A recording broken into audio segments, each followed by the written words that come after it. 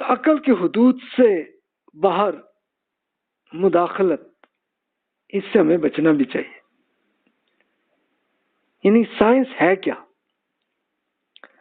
Science is a branch of knowledge और study dealing with a body of facts or truths systematically arranged and showing the operation of general laws। यानी simply science क्या है कि ये इस वक्त कायनात के अंदर जो जो चीजें हमें मौजूद आती हैं, जो हमें नजर आती हैं, तो इन्हीं की स्टडीज को हम साइंस कहते हैं। द मैथमेटिकली साइंस, कि जिसको मैथमेटिकली हम जिसे देखते हैं, systematic knowledge of the physical and material work gain through observation and experimentation, कि जिसमें हम एक्सपीरियंस लेके ऑपरेट करके हम फिर उसमें एक देखते हैं। और ये किसको हम देखते हैं? मटीरियल को, जमीन में जो कुछ भी सामान है इसको हम देख के एक हम फैसला करते हैं कि हाँ जनाब ये चीज ऐसे चलती है। Any of the branches of natural और फिजिकल साइंस, ये systematise knowledge in general, knowledge as of facts or principles, knowledge gained by systematic study, a particular branch of knowledge। तो इसके बहुत सारी ब्रांचेस, जिसमें आपको फिजिक्स, केमिस्ट्री, एस्ट्रोनॉमी, ये सारी सबकी जो हम रिसर्च करते हैं, तो ये साइंस है। अनफॉर्चुनेटली हमारे यहाँ एक फलसफा है इलाहियात, यानी अल्लाह ताला के बारे में ऐसे आइडियाज इंसान में आए, तो वो साइंस नहीं है। जैसे वादतुल वजूद और वादतुल शहूद के आइडिया है, यानी मौज़ल्लाह कई लोगों ने ये सोच लिया कि जनाब ये कायनात है ही नहीं, ये खुदा ही है। और वादतुल शहूद का आइडिया क्या बना कि जनाब ये सब जो चीजें हैं ये एक पूरा खुदा का नजर आने की एक ये शक्ल आती है। इसी तरह यूरोप के अंदर एक चार्ल्स डार्विन 1882 में उनका इंतकाल हुआ है, तो उन्होंने एक पूरा फलसफा ऐसे ईजाद कर लिया था। वो ये था कि जनाब के इंसान ये असल में जानवरों के जरिए से ही ये जिंदगी बनी है। यानी जिंदगी कैसे पैदा हुई और इसके किन मरहले गुजर चलते हुए हम तक पहुंचे, लेकिन इसमें कोई रिसर्च नहीं आती। लेकिन चार्ल्स डार्विन के जो आइडिया थे, तो इससे लोगों ने एक ये फलसफा इजाद कर लिया कि जनाब डार्विनिज्म, जिसे वो कहते हैं कि जनाब खुदा कुछ नहीं है, ये सब चीजें ऐसी आ जाती है। और वादतुल वजूद भी इसी किस्म का ही आइडिया था।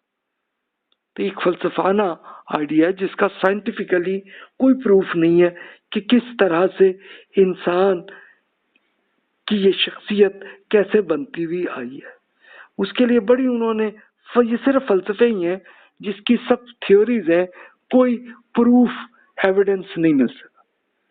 जिंदगी क्यों पैदा हुई है, फलसफे में तासुब का ये जो, और फिर उनमें एक तासुब भी मजहब पे था, ये यूरोप में था कि वो असल में खुद मजहब से जान छुड़ाना चाहते थे, तो उन्होंने किया। और मुसलमानों पे भी वैसे ही असरात आ गए। साइंटिफिकली आप देख लीजिए तो ये एंथनी फ्लो, जॉन मंच और HP लिप्सन, इनकी आप उन्होंने जैसे रिसर्च की है उसको आप देखिए तो इसके बिल्कुल मुख्तलिफ आपको रिसर्च नजर आते हैं। या आपके सामने मैं अर्ज कर देता हूँ। यानी साइंटिफिकली मेथड जो होता है वो क्या होता है कि ये आस्क का क्वेश्चन, कि पहले तो क्वेश्चन आता है, फिर आप बैकग्राउंड रिसर्च आप उसका करते हैं, देखते हैं, पढ़ते हैं, फिर आप कंस्ट्रक्ट द हिपोथेसिस आप एक आइडिया एक आ जाते हैं कि एक फलसफा होता है कि यार ये शायद ऐसा हुआ होगा। फिर उसके बाद आप टेस्ट करते हैं, उसका एक्सपीरियंस आप करते हैं, फिर आप प्रोसीजर वर्किंग उसका आप करते हैं, और अगर कुछ रिजल्ट आता है तो फिर आप एक फाइनल रिजल्ट में आता है, हाँ जी कंफर्म ऐसा ही है। एंटनी वो क्या इरशाद फरमाते हैं how can a universe of mindless matter produce being with ins- intrinsic and self-replicating capabilities and coded chemistry. यानी वो कहते हैं कि ये कायनात में जो कुछ बना है तो ये बाकायदा कंस्ट्रक्ट करके बना है और फिर उसके बाद ये खराब भी हो जाएगा और फिर दोबारा भी बन जाएगा। तो ये भी एक साइंसदान जिन्होंने इसी बेसिस पे रिसर्च की है तो ये इसी तरह की है। अच्छा, फिर इसी तरह के आइडियाज आपको कुछ और साइंसदानों के आप देखिए तो उन्होंने वो इसमें ये पहुंचे कि जनाब नहीं, ऐसा नहीं है। The character transferred into the law and order universe as a regular character और लॉ एंड ऑर्डर, कि वाकई यार ये कायनात खुद ब खुद नहीं बन गई बल्कि इसके लिए एक बाकायदा एक डिजाइन के साथ एक लॉ की तरह ये हुआ है, तो ये खुद ब खुद नहीं होगा। तो असल में जिस तरह से वो एक फलसफा जिन लोगों ने किया और फिर खुदा का इनकार जिन्होंने किया, उन्होंने ये सोच लिया था, तो एक्चुअली ऐसा कुछ नहीं है बल्कि एक बाकायदा कंस्ट्रक्ट कर दिया गया। इसी तरह मजीद आप देखें, if living matter is not then caused by the interplay of atoms, natural forces and radiation, how has it come into being? कि ना जनाब ये जब एटम था और ये जब नेचुरल फोर्सेस ये कोई थी कि जिनके जरिए से ये सब कुछ हुआ, ऐसे नहीं हो गया। तब आप देख लीजिए कि खुद साइंसदान जो हैं तो वो उनको भी समझ आ गया कि जनाब ये ऐसे ही नहीं। ये मिसाल के तौर पर आप प्रैक्टिकली खुद देख लीजिए कि आप जैसे छोटे छोटे बॉल्स आप सारे इकट्ठे करें और इकट्ठे करके आप इन सब को आप बीच में आप रखें और थोड़ा सा हिला दें इसे, तो आपको ये नजर आएंगे कि सारे बॉल्स एक दूसरे को टकरा रहे होंगे। इसके लिए आप थोड़ा सा ये एक्सपीरियंस कर लें कि जैसे कुछ आप अंडे जो है रख लें और इनको आप एक दूसरे के साथ ऐसे हिलाएं, आप खुद देख लेंगे कि प्रैक्टिकली एक दूसरे को टूट जाएंगे वो। तो अगर ये पूरी कायनात जैसी बनी है, तो अगर मिसाल के तौर पर जैसे एक इत्तेफाक से ऐसा बन जाता तो ये फिर आपस में टकरा के सब कुछ तबाह हो चुका होता, लेकिन हर चीज कंट्रोल में है। तो वहीं से ये प्रूफ आता है कि वाकई किसी ने इसको कंट्रोल किया है और खुद वही जो अंबिया कराम अलैहिस्सलाम के जरिए में तौरात, ज़बूर, इंजील और कुरान में मिलती है, तो ये पता चलता है कि वाकई ये खुदा है। इसके जरिए आप देखिए हम अकल और वही का इसमें आपस में ताल्लुक है। खुद आप देखिए, कुल हाज़िही सबीली अदऊ इलल्लाहि अला बसीरती अना व मन तबानी व सुब्हानका व सुब्हानल्लाहि व मा अना मिनल मुशरिकी। कह दीजिए कि मेरा रास्ता तो यही है कि मैं और मेरे रब अल्लाह ताला की तरफ समझ बूझ की बुनियाद पर दावत देते हैं और अल्लाह ताला पाक है और मैं मुशरिकों से नहीं हूँ।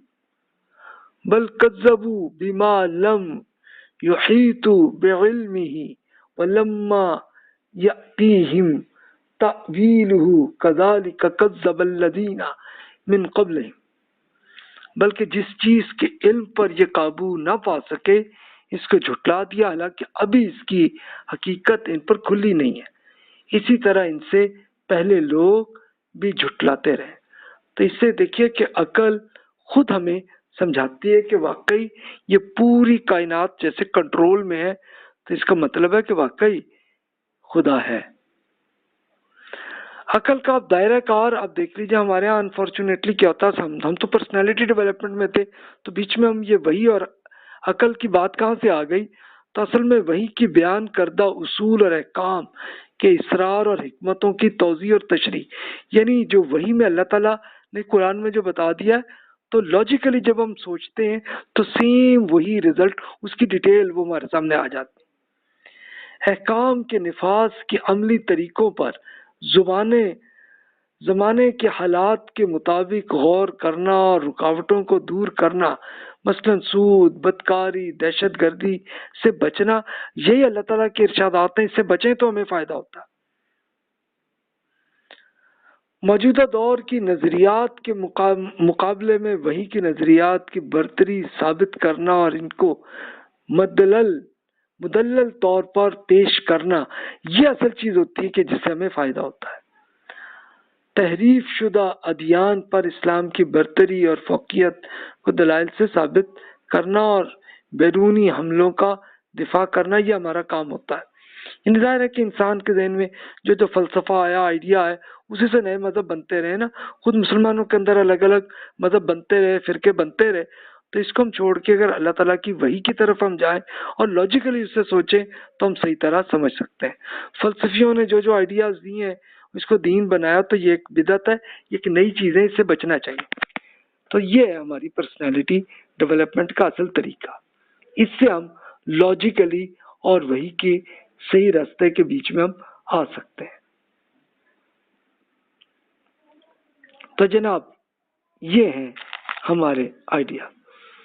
اب آپ کے لیے کچھ کوشچن آپ کے لیے مزید عرض کرتا ہوں برین سٹارمنگ کے لیے، اس میں بھی سوچ لیجئے، کوئی فائدہ ہو رہا ہے تو فائدہ اٹھا لیں، اور نہیں ہے تو چھوڑ لیجئے۔